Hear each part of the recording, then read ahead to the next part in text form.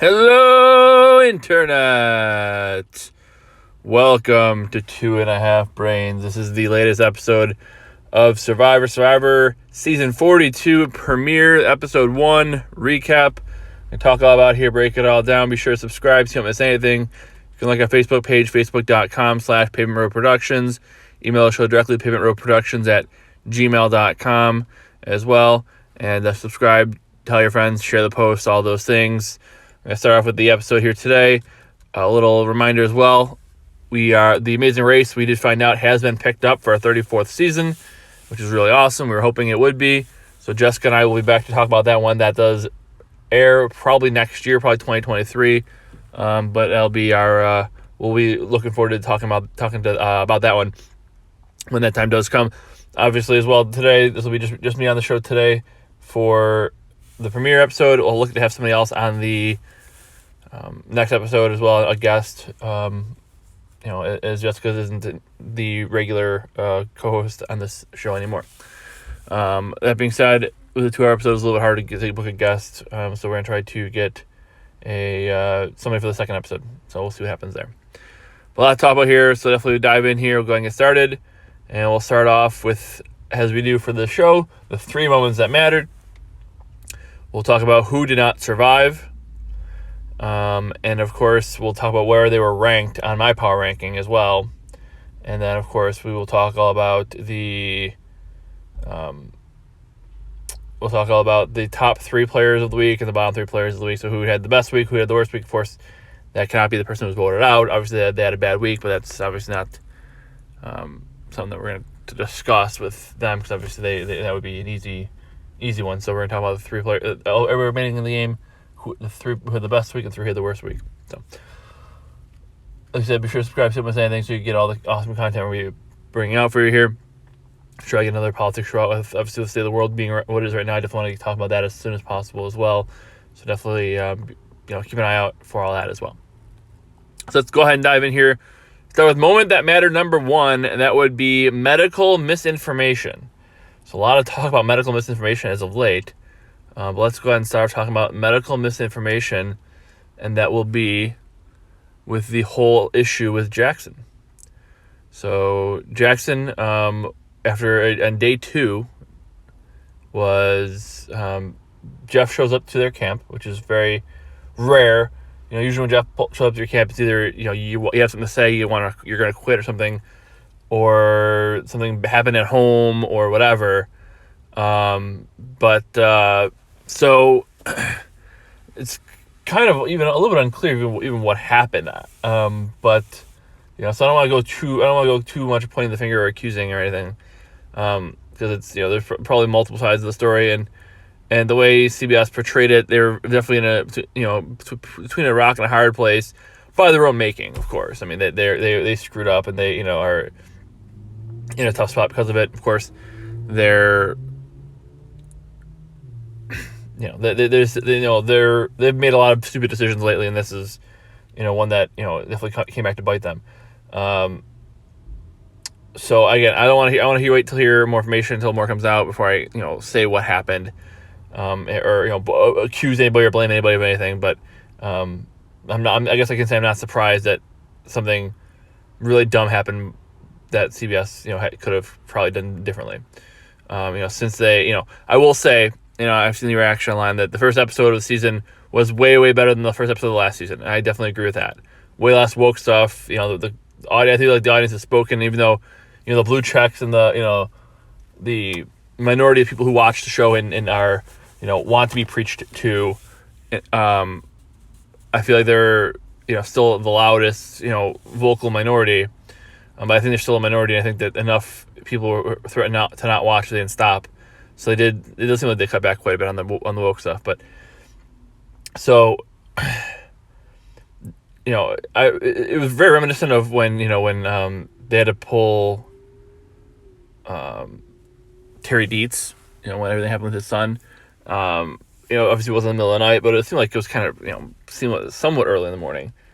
And a boat showed up to their camp. And again, I didn't know which tribes they were going to be on as I got started. So that may have made things a little bit easier for my predictions. But either way, so they show up to the beach and pull Jackson aside, and they discuss how, when they start off, when they get into the application process, and obviously Probst said, as soon as you came to the door, you were on the show. We wanted you on the show. But you have to disclose all medical information, all updates, and like that.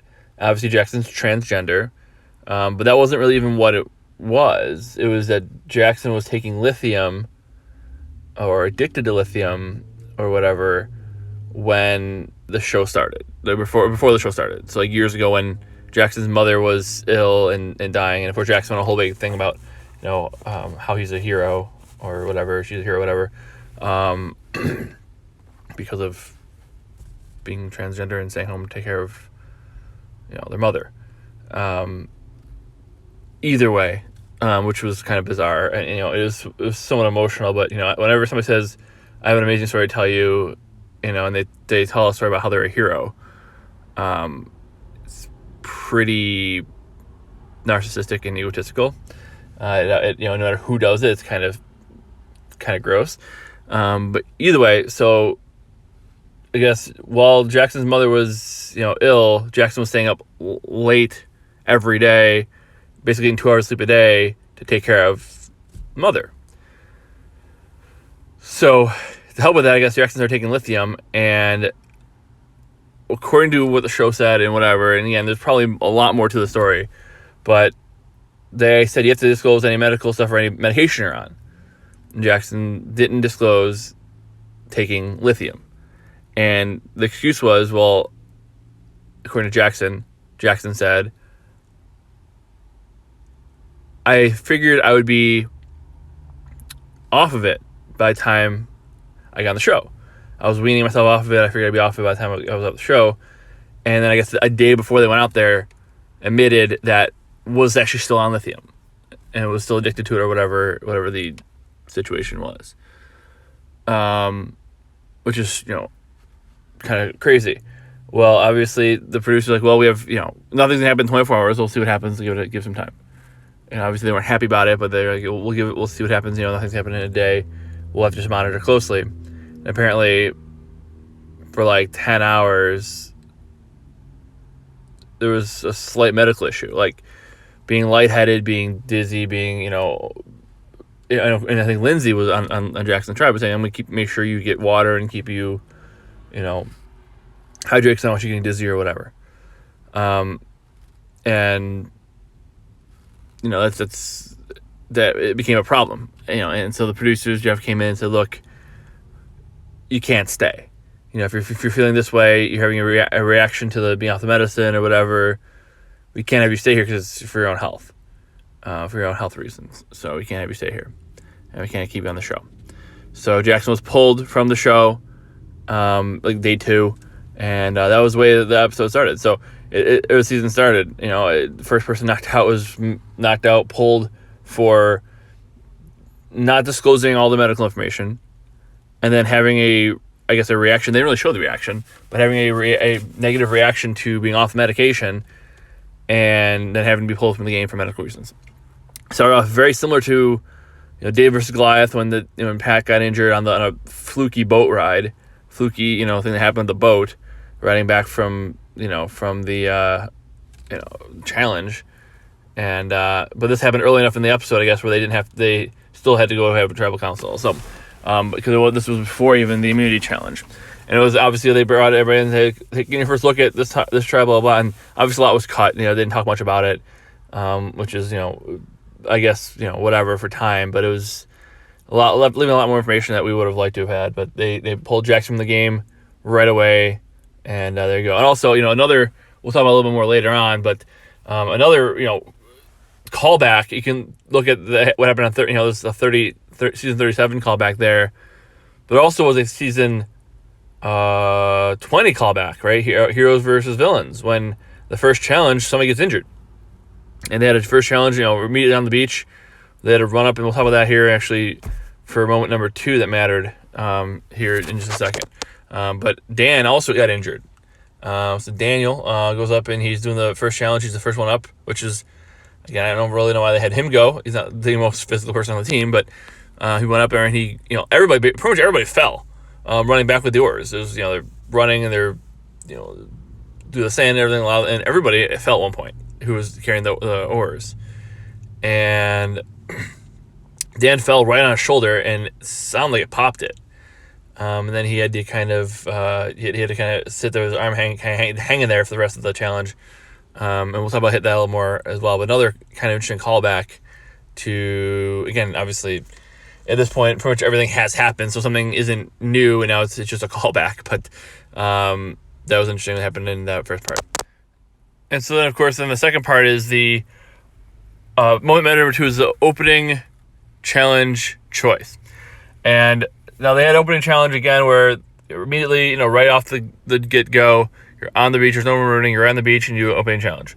And the challenge is, basically run out to get some oars, bring them back, and then there's another person goes get some oars, bring them back, race around a buoy, grab a couple chests, or not chests, grab a couple of bags of puzzle pieces or whatever it was, so then they race back, and that's pretty simple.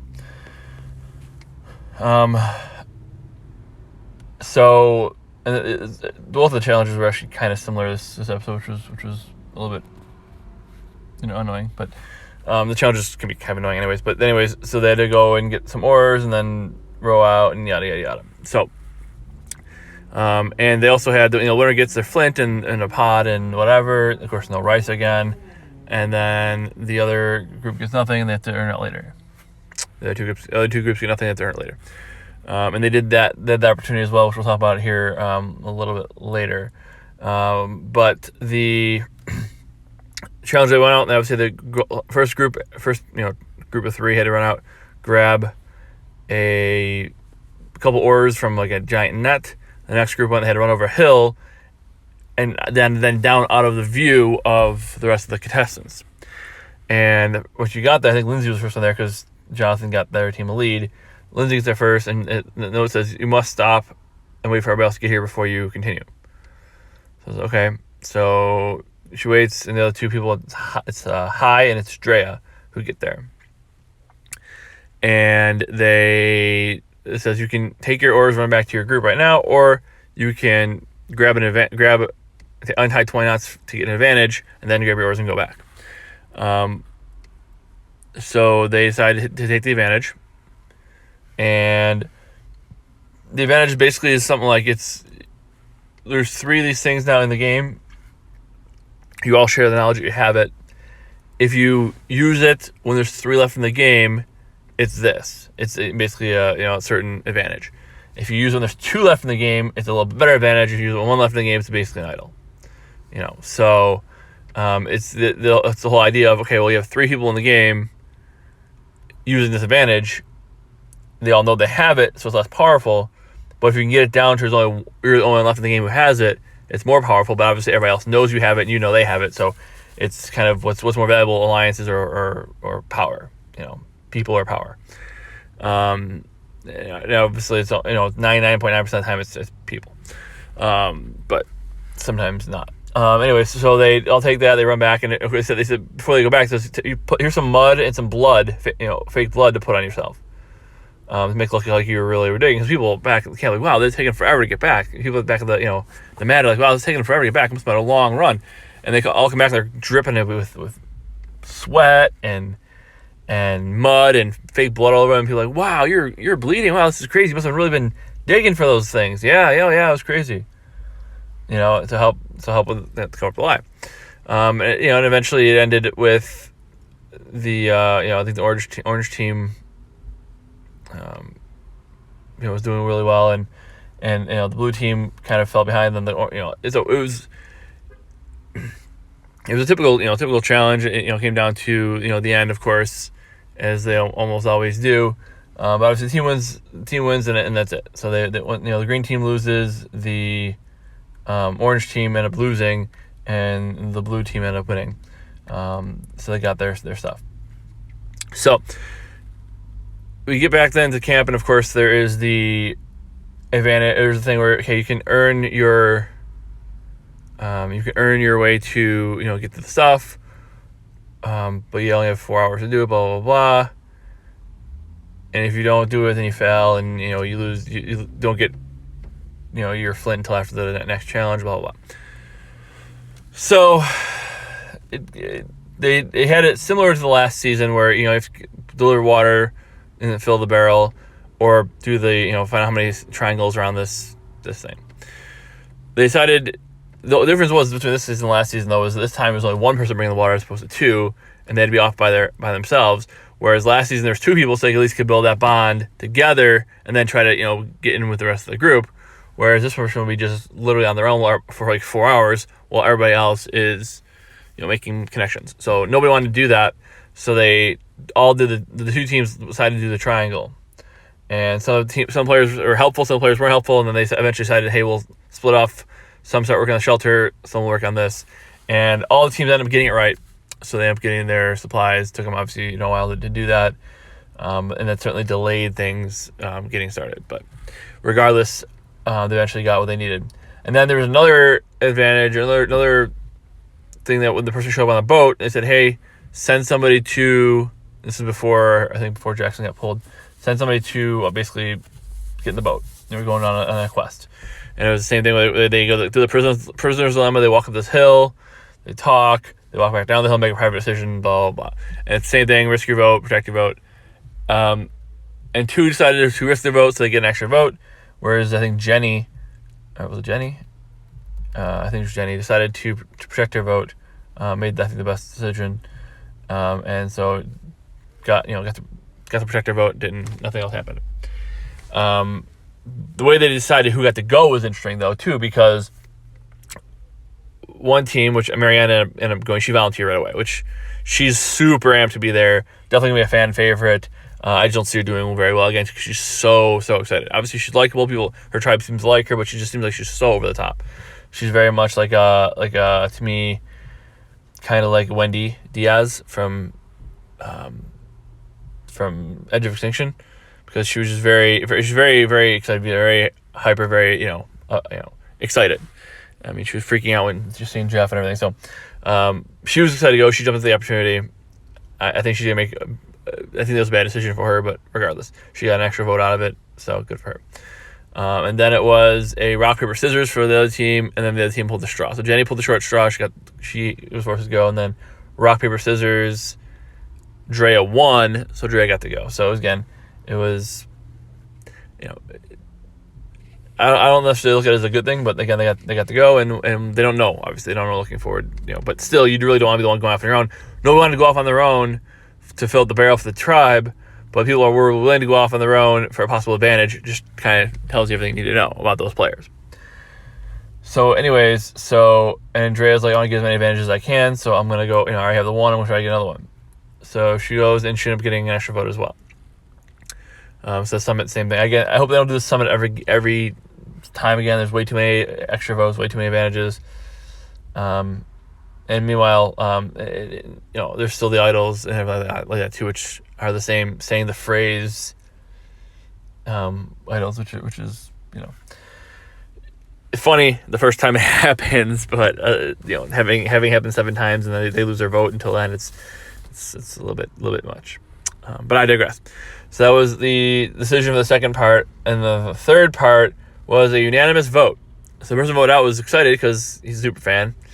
And he says he's the first person to ever be voted out unanimously, which, there have been other votes where it's, one vote or a vote wasn't read or it was a tie and they revoted and whatever. But this is actually the first time that a person was voted out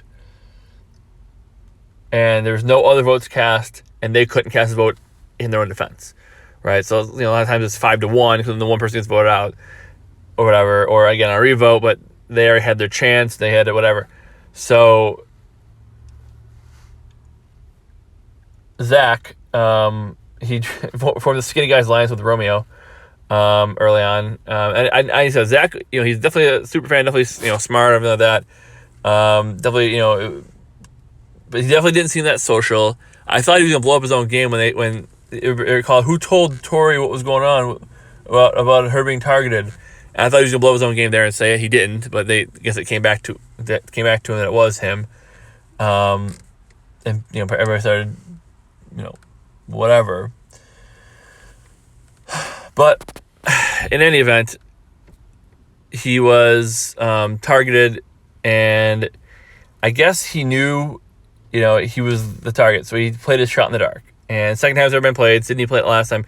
So Sydney, first season, played it, and she actually got not safe, and if she would have voted, instead of, giving her vote to risk it, you have to give up your vote to play the shot in the dark.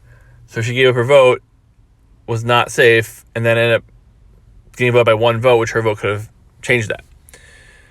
Zach, on the other hand, he knew, I guess, apparently, that he was going out. He knew he was getting 5 votes, or at least 4. So his vote really didn't matter. It would have just made things a little bit different. And obviously, people who get the extra votes can't use them until the next tribal anyways. So, Zach plays a shot in the dark. He unfurls the scroll. Not safe. And then 5 votes go his way. He's voted out 5-0. So Zach's first person voted out of the game. Obviously, Jackson was pulled for medical reasons, but Zach, first person voted out of the game. So there you go.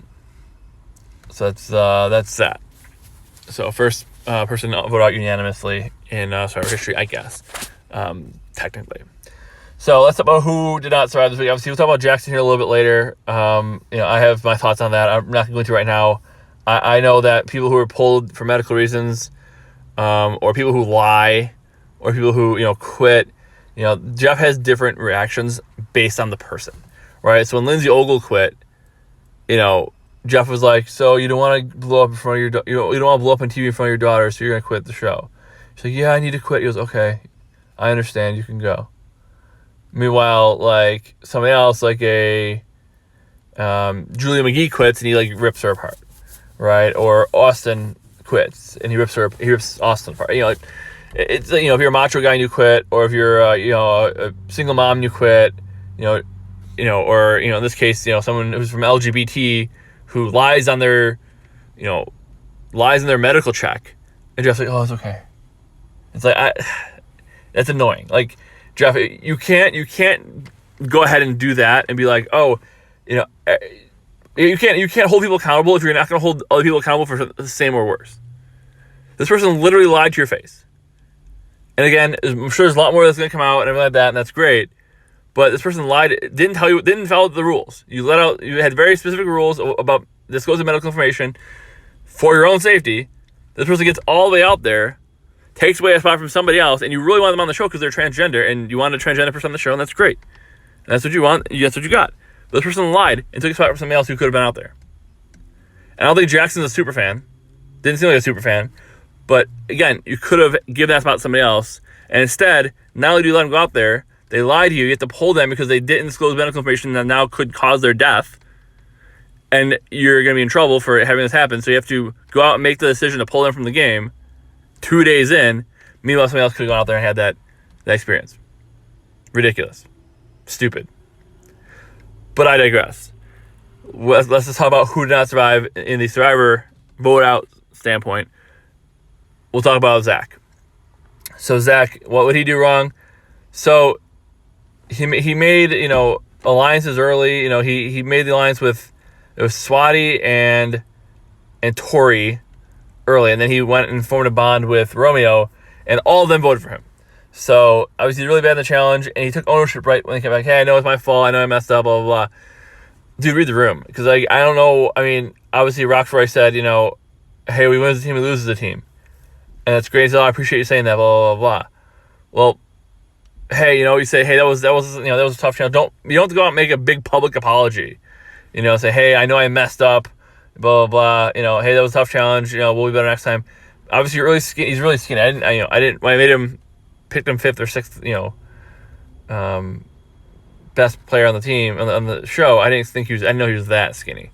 And he's young and naive. That's the reason I was going to have him higher even, but he seems young and naive, and he just didn't seem like he seemed like he made bonds, but they didn't last very long. And, he seemed like he was very much like, in his own head a lot. I really think he was in his own head. He was like, hey, I'm going to make alliances, but I'm afraid that I'm going to lose, so I'm going to try to do things that I don't, and I just feel like he was kind of self-fulfilling prophecy that things weren't going to go well. I feel like he didn't have any confidence in himself, and,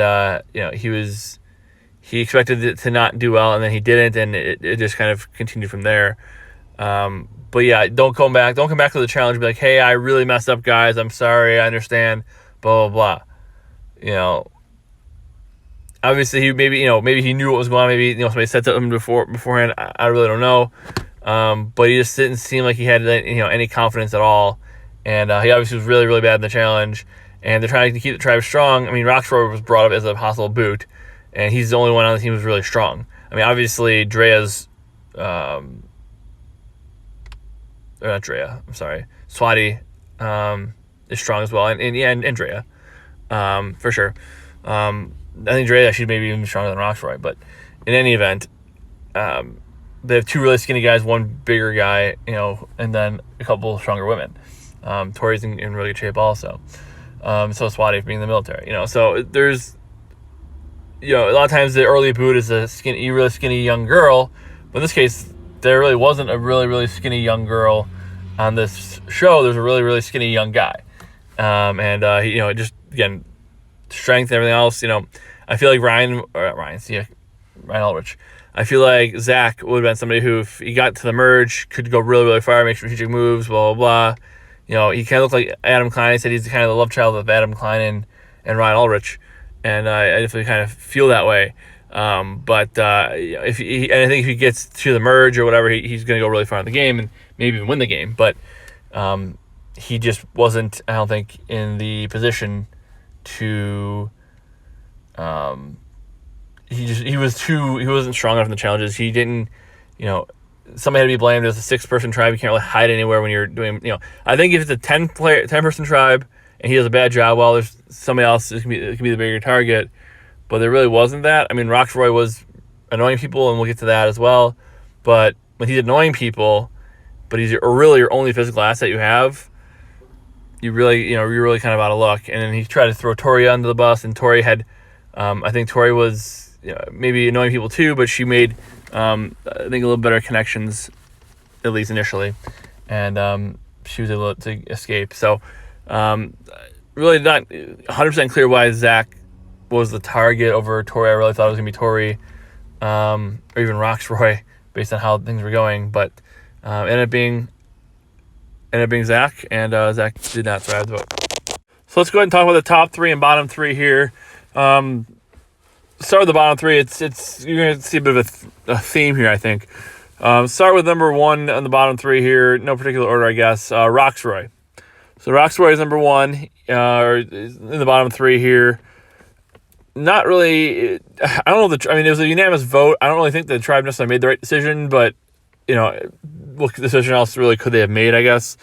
But it was a very all over the place vote. Roxroy at least was pretty consistent. He wanted Zach gone, and Zach got voted out. So I guess that's one thing in Roxroy's favor. But he was definitely being a drill sergeant. They even had the military music playing, while he was, bossing them around, telling everybody what they should do, and and kind of being rude. But the vote went his way, so I guess that's a good thing for him. But I just don't know if he's gonna. The fact that they even considered voting him out because he was being rude. Obviously, Drea, she's partially blind. She said she was doing more in the challenge than he was, which seems true. He said he was getting tired or whatever, so that kept having to stop. And like I said, he was, if he maybe would conserve some energy around camp and not be so, such a dictator, maybe he'd be better off. But that was what, Drea said. And obviously, you could definitely tell he was, I don't know, you think, people would learn that mistake not to, Zeke did it right. I always bring up Zeke because, in the first episode of, Millennials Gen X, they knew a bad storm was coming. They should work on their shelter. But all the millennials wanted to go swimming, and have fun. And Zeke's like, we just should definitely build a shelter, but he's like, but I'm not gonna be the one to say that. Whatever anybody wants to do, I'm gonna go do that. I'm not gonna be the one who's bossing people around. And you know what? Roxroy was probably right. They probably should have worked in the shelter. They probably should have got more done. Blah blah blah. But you do what everybody else does. Do what everybody else does. Be a part of the group. Don't be the one who's outspoken. That being said, it is an older group. He's the oldest guy there, but it's an older cast. That might be the youngest tribe, but it's definitely. There's Romeo's 37, I think, and Drea is not old, but she's not I think she's like 30. So I mean, there's definitely, he's the oldest guy there, but not by a lot. And even if the younger people want to hang out, the older people want to hang out, that's fine. But definitely be a part of the group. And he definitely wasn't doing that, so that could hurt him. It didn't this week, but it definitely could. For bottom 3, number 2, I have Tori. So Tori, I really thought she was going to go out here. I mean, she was out, she was looking for an idol, but she said she was, looking for food and it really didn't find anything. But either way, you have to come back with something. She came back with one little leaf, one little, branch of a tree, basically. After being on for, a decent amount of time. And people are always going to be thinking you're looking for idols. She said, you can't go off on your own, and you're definitely right. She was trying to be Kelly Wentworth, going and, gathering supplies and leaving them by the path. And then, so people could, see what she was doing or whatever, but then she could go look for an idol on the side. Not necessarily a smart move. And she said that, and she kind of, at the very beginning, she said, hey, when they get back from the challenge after Zach apologized for hurting himself and hurting the team in the challenge, she said, yeah, I know people are thinking about I was going out looking for idols. I don't have an idol, wasn't looking for an idol, blah, blah, blah. And I don't know if she even said she wasn't looking for an idol. She just said she didn't find one, doesn't have one. And, I don't know where the rumor started. And she kind of, intentionally or unintentionally threw Zach under the bus for kind of saying that he, or for saying that, rumor spread that he had an idol. Everybody knew Zach was the one who was kind of talking to her. And again, Zach may not have even said that that she had an idol, but that she was looking for an idol possibly. And people were kind of speculating that anyways. And the fact that she kind of made somebody else, into a liar, saying that, they said that I had an idol, I don't have an idol, kind of took some of the heat off her. I didn't think it was going to work. I thought it was going to blow up in her face. I really thought she was going to get voted out for, looking for an idol and being sneaky. But she didn't. And the thing is too, right? I mean, I said before, she's a therapist, so she should have some ability to read people, some ability to, listen and everything like that. But she's definitely been a little bit, extra, which is surprising. She's been talking more than listening, which is definitely surprising for a therapist. But we'll see if she, obviously the votes all went her way. She got, her and everybody else voted for Zach, so there was no, drama there, I guess.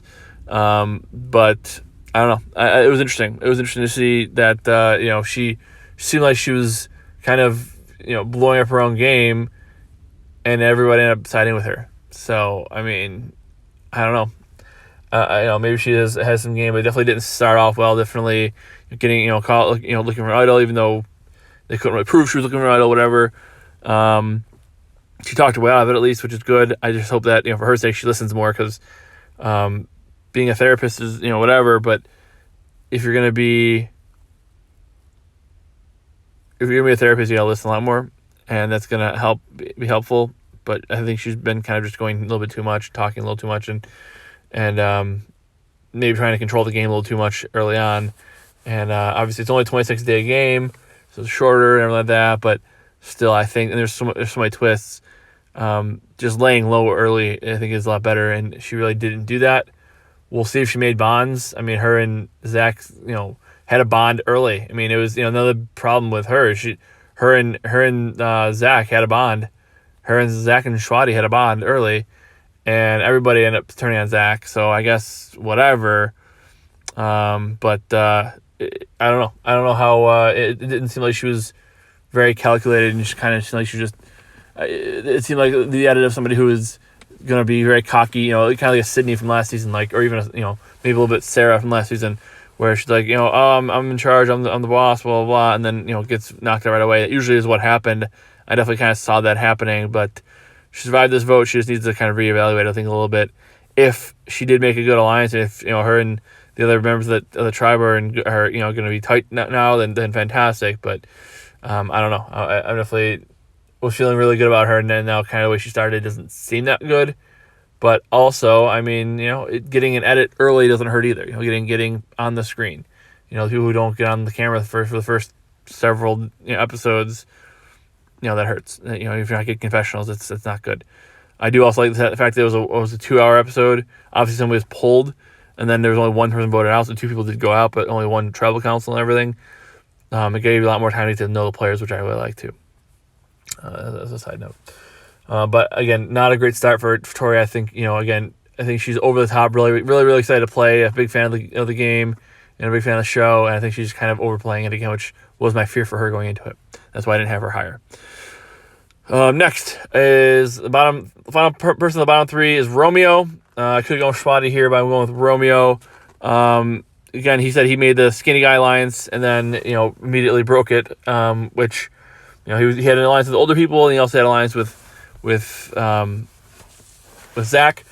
Yeah, he wanted Tori gone because he wanted to keep Zach around and keep the older, the other two older people around. But he didn't get his way, and I don't know if it was Roxroy, obviously Tori pushing for it, but he backed down and the vote went a different way. I don't know. I mean, it's good to have options. It would have been better for him to have, the two people and then also have Zach on the side as well. But at the same time, I don't know. I don't know if I don't know if it was the right move to keep. I don't know if it's too early to fight that hard for somebody who they'll be like, why he's fighting so that hard for Zach, and Tori said one thing she did say at Travels, it's when it's early, it's everybody's looking for a reason to vote somebody out, and she said she gave them one, which was a mistake on her part. So I guess that's kind of what Romeo was like. Hey, you know what? I like Zach, but as long as it's not me at this point, first vote, I want to just get my feet under me. So maybe that's what he did, but maybe not the best decision to have an alliance on the side right away and then immediately break it. But we'll see. Obviously Roxroy too. He definitely gave me a little bit of the Abraham vibe from last season, also, where he's like, hey, we should do this, we should do that, and then all of a sudden gets the vote out right away, even though he's the strongest person on the team. I definitely saw that as a possibility too. So, but it did not happen that way. What's next? So let's move now to the top three players on the board this week. Who did the best players of the best week? Also, I want to mention too. I think I had. I'm pretty sure I had Zach 5th and Jackson 14th. So the two people out of the game were my 14th best shot of winning and my 5th best shot of winning. So it's kind of like a little deal or no deal here, right? You want to get the ones out. You want to keep the top 10 in as long as possible, type of thing, right? But first one out was Zach, voted out, and obviously Jackson being pulled. So one off the bottom half, one off the top half.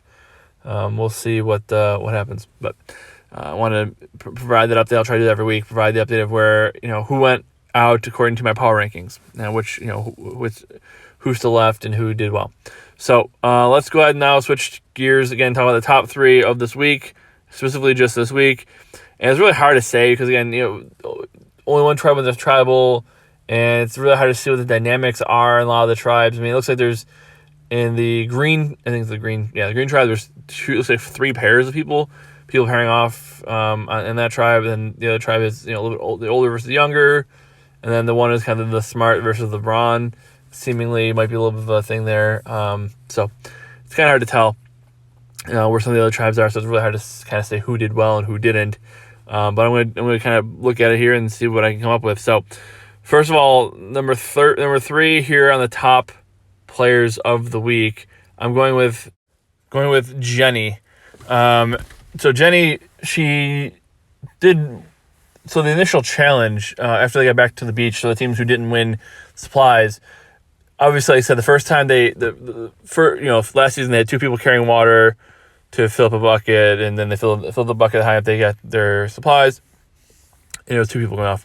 This time it was only one person who had to do it on their own. Everybody else could work on the camp and build bonds and all that. So it wasn't smart to have anybody do it. It was not smart for any one person to do it. And I was going to go with Jonathan for a couple reasons. One, he didn't volunteer to do it, which I thought he was going to just try to be the beast to provider, and he's just going to have one speed, and he still might. And also he did really well in the challenge. And also, for him, they decided, both tribes, last time both tribes decided, to do the water thing, and this time they both decided to do the how many triangles are in this thing, and they both got it, and it was great. But Jonathan said he may have inadvertently lowered his threat level a little bit by looking at the puzzle and being like, I'm so confused, and saying like 11 when it was like the answer was like 51. So he was way off. So he may have not unintentionally lowered his threat level by just claiming to be dumb and maybe actually being dumb. It wouldn't surprise me. So it may have actually been a good week for him because he did really well physically and then just didn't have anything when it came to the mental stuff or the strategic stuff or any of that. So I still don't think he's in a great shape because of that. I think he's going to get to the merge and be knocked out, but he's definitely a beast. So good for him. But I went with Jenny here for two reasons. One, obviously she solved the puzzle for the tribe, so that was huge. Get them their supplies. Her and Daniel worked on it together, and then her and Daniel worked on the puzzle to help them secure the immunity as well. So Jenny's definitely very smart. And another thing that I liked that she did this week also is that they went to the summit, and everybody, the three of them went to the summit. Two of them, risked their vote, and if Jenny would risk their vote, they all would have lost their vote. Instead, she decided to protect her vote, and I think that's kind of just Jenny's maybe personality, maybe style. I really don't know, but she is playing a safer game, and with all the craziness. Again, obviously, I didn't see the last season, but all the craziness going on. Obviously, the big moves era I think is pretty much over, and the producers killed it. I mean, the producers killed the big moves era because they had so many twists and so much intervention, so much involvement in the game, and having all these twists, and the one now the beginning of the game when they had to decide if they wanted that token or whatever in the first challenge, all these things. The smartest thing might be to just literally hang on, not do much, especially I know the game's, is shorter because it's 26 days with the quarantining and all that stuff. I understand all that, and the game's much faster paced and you have to keep up. You can't do nothing. But at the same time, and I always would say, sleep for 15 days. And then, when you wake up at the merge, you can start doing stuff. It's shorter games. You can't do it as long. But I still think, so many people are so amped to go out first chance I get and make a move and grab an advantage. I know we talk about, recently I remember kind of listening to some stuff and looking back at some of our old shows, and we talked about Janet, from 39, and how she was one of the first people. She actually was, I think, the first person on Island of the Idols to go to the island and not risk her vote or anything for an advantage. Just kind of, let it play out. And kind of, hey, I'm in a good spot right now. I don't need to take a risk. And so many people, they get there, they just want to start playing. They want to start making a move. They want to, I need as many advantages as I can get. Well, I mean, if you look at, really there was no advantages that Erica had when she won the game. I mean, she had the twist where she could break the hourglass, but that was just something kind of gifted to her, and I still think she made the wrong decision either way. But, it didn't end up costing her. But I think Jenny is smart enough to be like, hey, look, it's day 3, day 2, making a big move on day 2, day 3 doesn't make sense, in a normal game. It doesn't make sense in a shortened game either. So I think she's smart enough to see she's not going to be a person who's like, oh, I need to make a move because I need to make a move because I want to make good TV because I want to make a move because I'm on Survivor. I think she's a smart enough person to be like, hey, look, if it doesn't benefit me, I'm going to weigh the odds. If if the upside isn't, if there's not a big enough upside to take a risk, I'm not going to take the risk. And most people who, just would go out and just make a move and just do it. And maybe she couldn't because she knew the other ones would, risk it and whatever. And so she ended up getting nothing out of it. But I think she's smart enough to be like, hey, look, at this point, my vote's more valuable. I'm just going to do that. And I think she made the right move. And I think she's a smart player. And she's the middle of the pack player for me just because I really didn't have much for her. I didn't know if she was going to be, good or bad. She really didn't give much in her bio. But so far, I like what I see. Next, number 2 is Daniel. And Daniel had a Stephanie LaGrossa moment. He even said it was a Stephanie LaGrossa moment when he hurt his shoulder, popped his shoulder on the first challenge of the game. And the doctor said you may not be able to do too much, for a little while because it can easily pop back out once you pop it in or pop it out. We'll pop it back in, but it might, you might still have problems with it. So you still have to be careful. And he looked like in the immunity challenge when he was the rowing, he kind of was just sitting there because it looked like he really was in some pain in the immunity challenge there, and that definitely didn't help his try. But he was saying how he was afraid. He's kind of an awkward guy. He's in his 30s, whatever, but he's kind of awkward and he doesn't really know how he's going to do with making friends and blah, blah, blah. And but immediately it seemed like he hit it off with just about everybody. And obviously, they went off in pairs, so it's pairs. It looks like two, obviously, three pairs of three couples, and he's looks like aligned with Chanel, but I think those two, two of the pairs are gonna have to get together to take out one of the other couples, and I think Daniel will be one that everybody kind of thinks that they're gonna be with.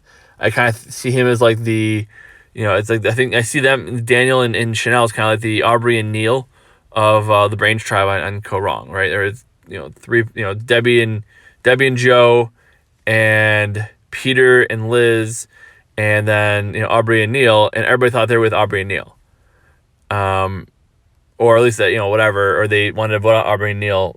Peter and Liz wanted to vote out, I guess, Neil, but they.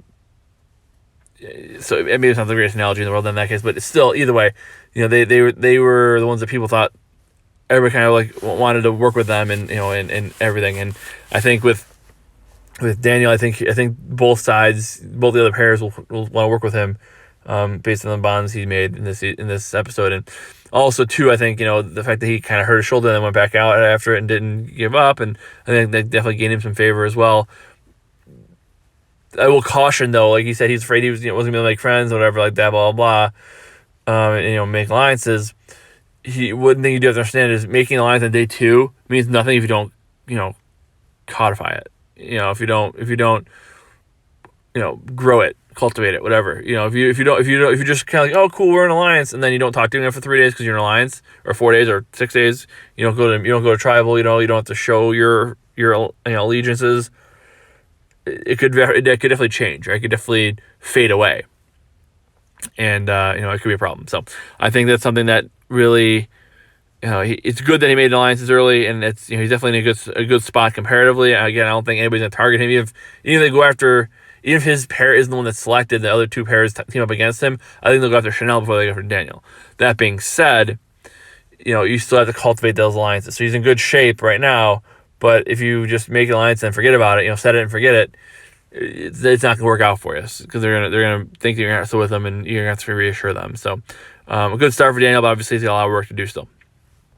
And finally, the play of the week, I'm going to go with Drea here. And Drea didn't, again, I don't know if it was the right move to take out Zach. I mean, she was going with the Roxroy, which I think was an emotional decision more than anything. They definitely needed his physical strength to keep him in the game. To keep the tribe strong and everything like that. And so she kind of caved right away after Romeo talked her down, and then went with Zach.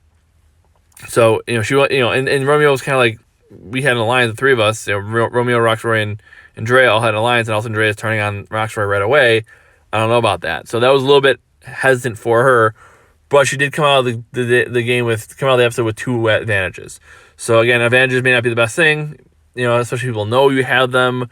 But she did get an extra vote, and she got the other whatever a little advantage that she got from the first challenge. So I'd say she's the player of the week this week. I don't know. Again, it's definitely early. I don't know if she even made the right move this week as far as the vote. But if the vote's going that way, don't like I said, don't stomp your feet too hard, because people will be like, "Why are you doing that?" Especially in a small tribe, six players. You and one other person you're still in the minority. If you even get one more, if it was Romeo and Zach and Drea, it's still 3-3, and now you're going to rocks over the first vote. Not worth it. So, the tide's going that way. Just go that way, which is smart.